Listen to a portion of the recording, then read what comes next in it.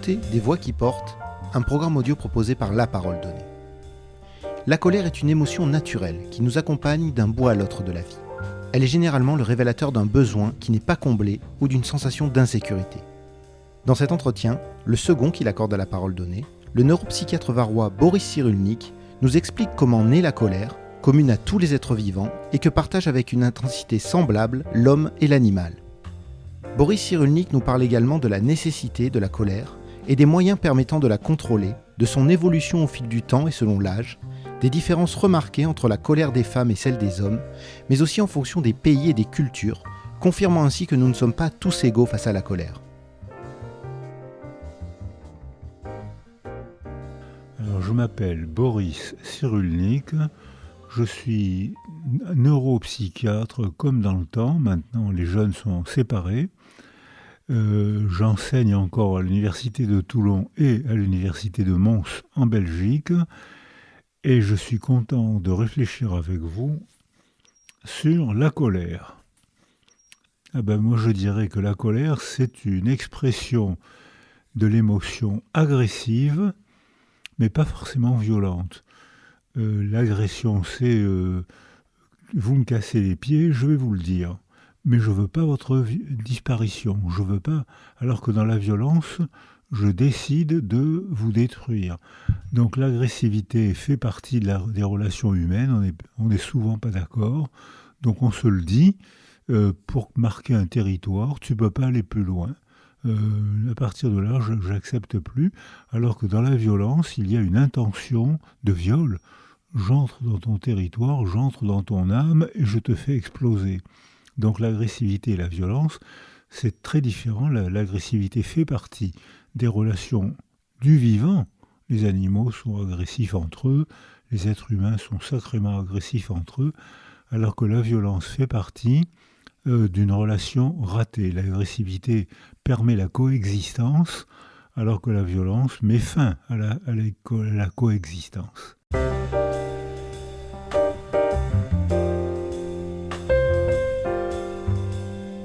La colère est le propre du vivant, c'est-à-dire que tout ce qui vit est en colère. Une plante qui est surmontée par l'autre qui lui prend de l'ombre cherche à l'éviter et à se répartir le territoire pour aller chercher le soleil et l'eau ailleurs. Il y a une compétition, donc il y a forcément rivalité. Les animaux sont tout le temps très facilement en colère. Les pinsons, vous avez déjà entendu chanter les pinsons, c'est joli, c'est gentil. Eh bien pas du tout. C'est des cris de colère qui veulent dire le mâle crie plus que la femelle et ça signifie tu es dans mon territoire, tire-toi, va-t'en. Les chiens entre eux se menacent, c'est mon territoire, j'aboie, je te menace parce que tu rentres chez mon maître adoré ou que tu rentres dans mon territoire. Les oiseaux sont tout le temps en train de se bagarrer, soit pour l'accès à une femelle, soit pour l'accès au sommet d'un mât, d'où ils peuvent observer tout pour savoir où sont les aliments. Donc le vivant est toujours facilement en colère. Mais chez les animaux, il y a des rituels qui permettent d'éviter la violence. C'est-à-dire que le loup menacé par un autre loup se met sur le dos, ou un chien qui est menacé se met sur le dos, montre son ventre, parce que dans le ventre, il n'y a pas de crocs, il n'y a pas de griffes, il n'y a aucune raison d'être agressif, et le simple fait d'effectuer ce rituel, se mettre sur le dos, arrête l'agressivité de l'autre, et ça ne va pas plus loin, les territoires sont respectés, ça n'ira pas plus loin, chacun prend sa place. Donc chez les animaux, chez le vivant, la colère existe, mais les rituels d'interaction permettent de se répartir le territoire, l'eau, la lumière, l'accès à la nourriture, aux femelles, aux petits. Donc il y a un mécanisme de régulation. Chez les êtres humains, ça existe aussi. C'est des mots, c'est des mimiques, arrête un peu, tu m'énerves, je vais te le dire, je ne suis pas d'accord avec toi, je vais te le dire. Donc l'agressivité existe, et si l'autre respecte les rituels d'interaction, les rituels de politesse, bon, te fâche pas, j'irai pas plus loin, à ce moment-là, on s'est mis d'accord, je sais que je t'ai énervé, j'irai pas plus loin parce que je vais rester près de toi, donc je n'irai pas plus loin pour ne pas plus t'énerver.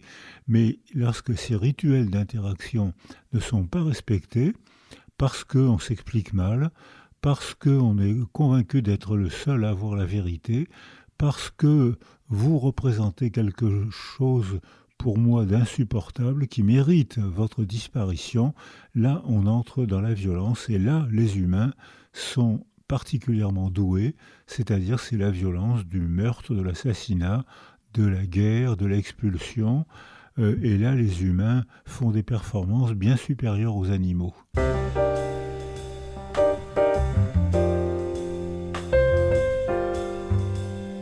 La colère commence chez les bébés très tôt.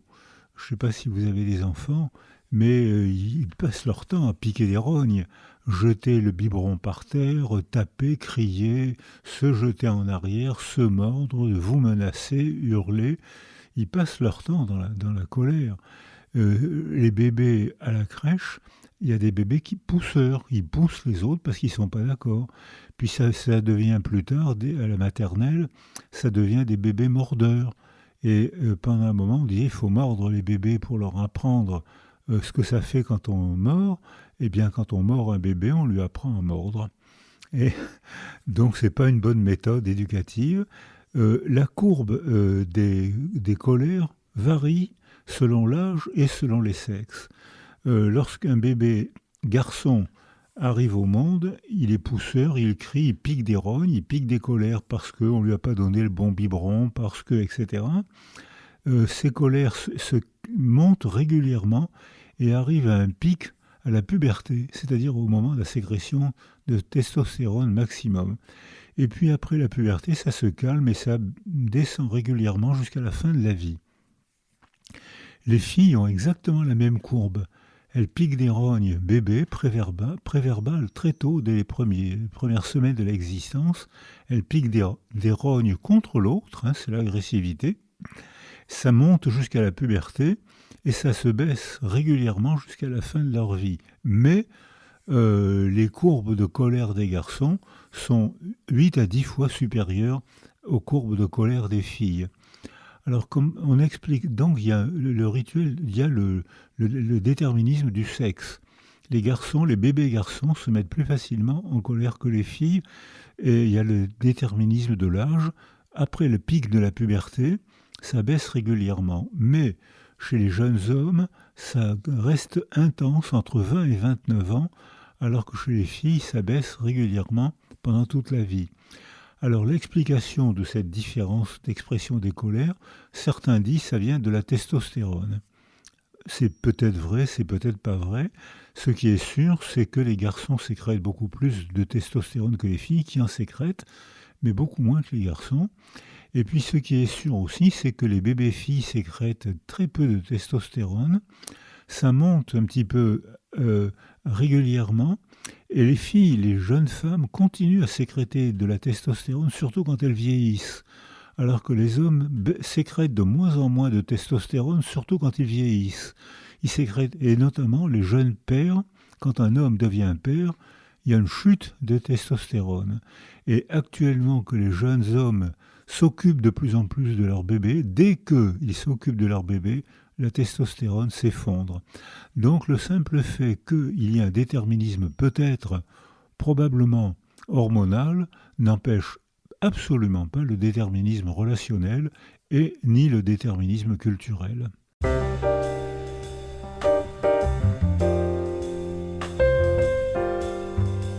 Si, ça existe, c'est les mélancoliques, c'est les gens vulnérables. Les gens vulnérables qui ne savent pas marquer des limites, qui ont peur de s'exprimer, qui n'ont pas des émotions intenses ou qui les gardent en eux, ou qui ont peur de l'autre, ou qui ont peur de faire du mal. Ces gens-là n'expriment pas leur colère, ils se laissent bouffer. Et généralement, c'est des gens qui font beaucoup de stress et qui souffrent de maladies de stress parce qu'ils savent mal se défendre. L'agressivité, il y a une agressivité saine. Je ne peux pas tout me permettre, tu ne peux pas tout te permettre, et ainsi il y a des rituels de politesse, d'interaction, de mots qui permettent à chacun de répartir son territoire. Et il y a des gens, des enfants qui n'ont pas assez de vitalité, qui ont peur de l'autre, qui sont mélancoliques, ils partent tout le temps battus, et dans ce cas la colère ne s'exprime pas, et ils se laissent facilement dominer, ils sont malheureux.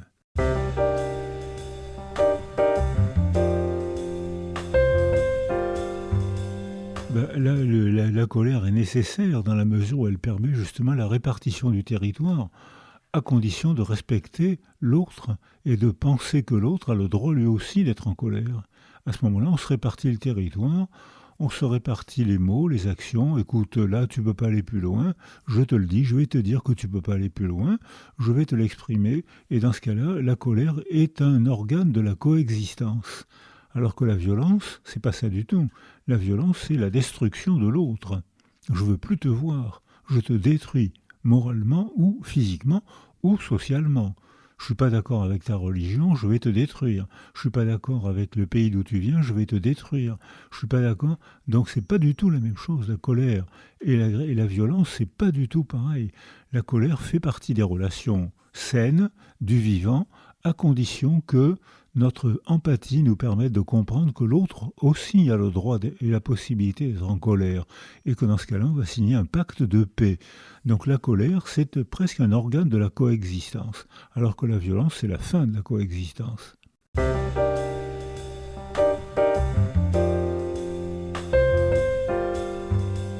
Alors la colère, c'est très contagieux, parce qu'on a des neurones miroirs. C'est-à-dire que depuis cette découverte de Risolati, qu'on a invité à Paris, qui est un homme absolument passionnant, lorsqu'un mammifère voit quelqu'un de son espèce ou quelqu'un d'important pour lui faire un geste signifiant, lorsqu'un mammifère voit un homme tendre la main vers un fruit, les neurones de son cerveau qui se prépare à faire le même geste que lui, ce qui prouve que nos cerveaux fonctionnent ensemble. Donc c'est très très commun. Si je vous souris, vous aurez du mal à ne pas répondre par un sourire. Si je vous fais une grimace et si je vous menace, vous aurez du mal à ne pas répondre par un mouvement de protection. Et je suis prêt à me défendre, de self-défense. Donc bien sûr, la colère est une émotion, l'expression d'une émotion très contagieuse, et ça peut se faire d'être humain à être humain. Si un homme est toujours en colère autour de lui, les gens vont facilement être en colère. Et si un homme n'est jamais en colère, les gens autour de lui vont facilement empiéter sur son territoire ou sur son âme. Donc la colère est très très contagieuse pour les individus et pour les groupes sociaux.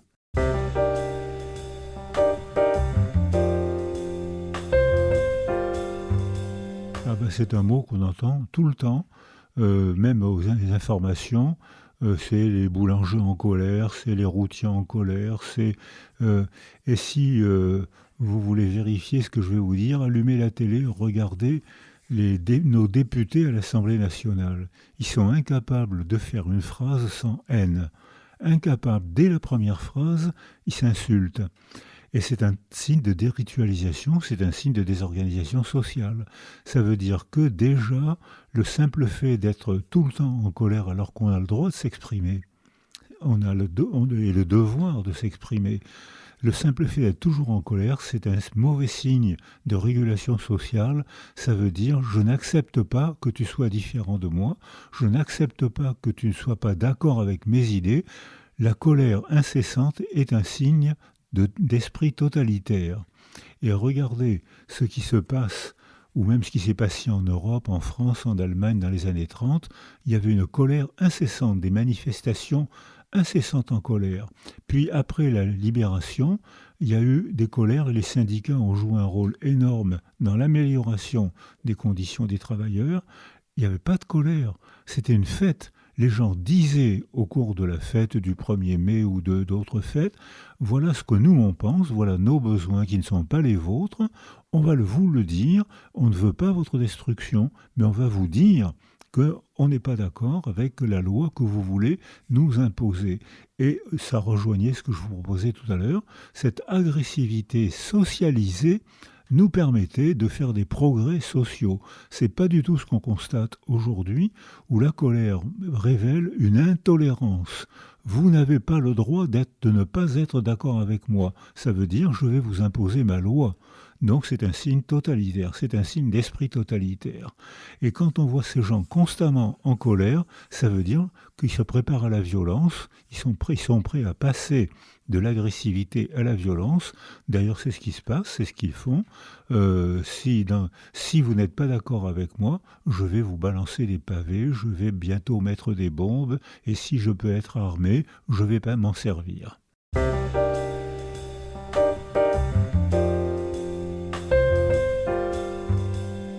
Alors, il y aurait des remèdes pédagogiques, c'est-à-dire qu'il faudrait que la pédagogie, pas seulement l'école, mais la pédagogie du patronage, des religions, des partis politiques, des philosophes, apprennent le plaisir de discuter, c'est la démocratie, apprennent le plaisir d'accepter que l'autre pense autrement que moi, accepter que l'autre ait une autre religion que la mienne. Le mot qui prépare à l'assassinat, c'est le mot blasphème. Dès l'instant où j'emploie ce mot, ça veut dire que je ne tolère pas que vous pensiez autrement que moi. Le mot blasphème est en train de justifier la préparation à l'assassinat. C'est un mot qu'on entend de plus en plus entre religions. Mais il n'y a pas que des religions sacrées, il y a aussi des religions laïques, et il y a même des religions profanes. Et dans ces mots-là, on voit que lorsque on passe de la colère à la violence, là ça veut dire qu'on se prépare à la guerre.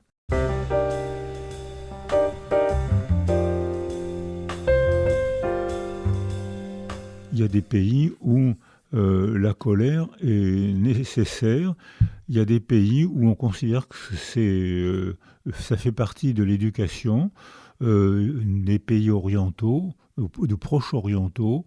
On doit exprimer sa colère, on doit exprimer son désespoir. Ça fait partie de la culture et des régulations sociales, et non pas esprit totalitaire. C'est régulation sociale. Je vais te dire ce que je pense, mais je ne veux pas ta mort. Donc ça fait partie de la... Il y a des pays où, chez les Indiens, par exemple, où j'ai été invité, les Indiens d'Amérique du Sud, il est moral de pleurer. Un homme, et pourtant ils sont sacrément guerriers, mais on considère qu'un homme, il est moral qu'un homme pleure.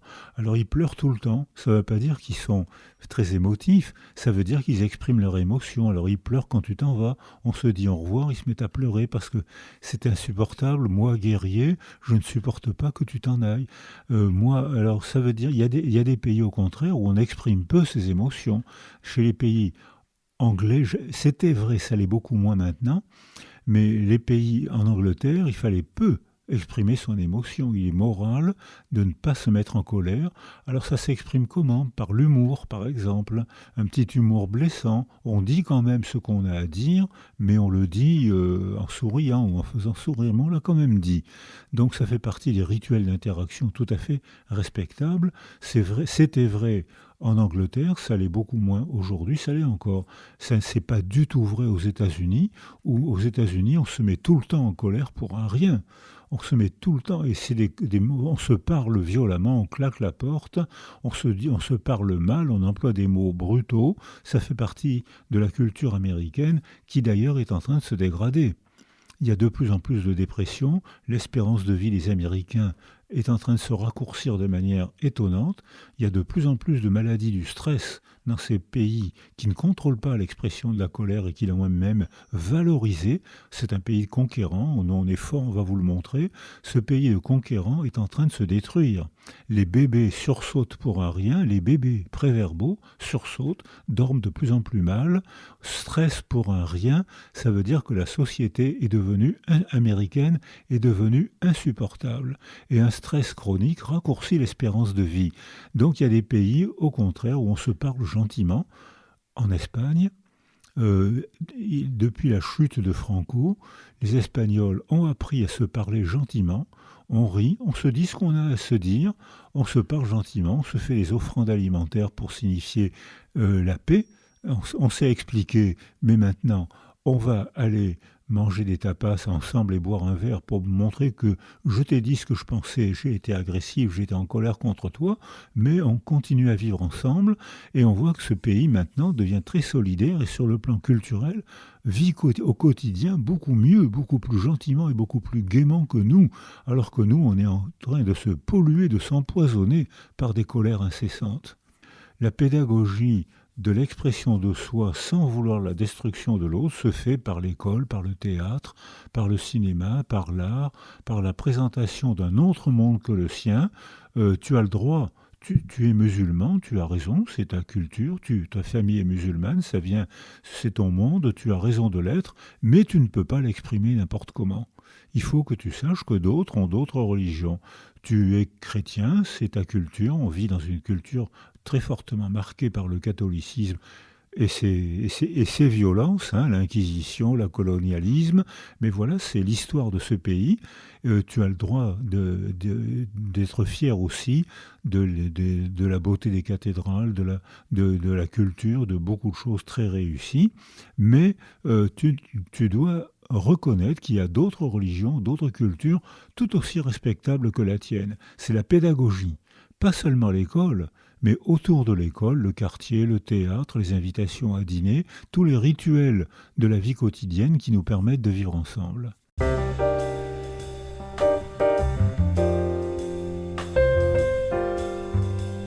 Alors il y a la colère de Jésus, dans la Bible, c'est une juste colère. Les marchands du temple le mettent en colère. Et je ne savais pas qu'un Dieu pouvait se mettre en colère. Moi, je croyais qu'il était tout le temps serein, confiant en lui. Ben non, c'est comme un homme. Un Dieu peut se mettre... Le courroux de Dieu. J'étais à Haïti après le tremblement de terre. J'ai vu des manifestations très belles d'Haïtiens, tout en blanc, avec des flambeaux, avec des chansons très très belles, comme savent le faire les Haïtiens.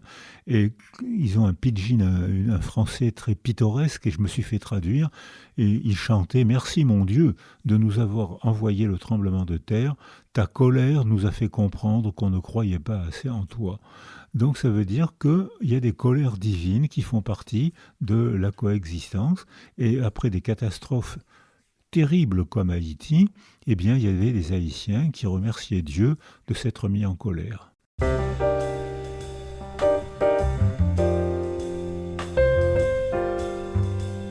Avec l'âge, je me mets de moins en moins en colère.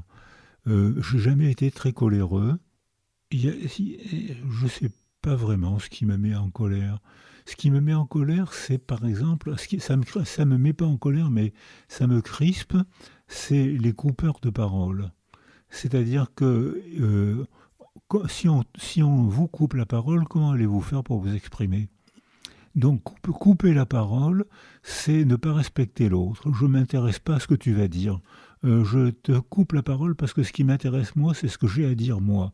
Donc là, il y a un non-respect des rituels d'interaction dont je vous parlais tout à l'heure. Alors ça ne me met pas en colère, mais ça me crispe parce que je me dis, elle me demande de parler avec lui, avec elle, et elle m'empêche de parler. Donc comment on va faire pour parler ? Donc ça me crispe, c'est pas loin de la colère, mais dans ce cas, je me dis, s'il veut pas qu'on parle, je parlerai avec quelqu'un d'autre.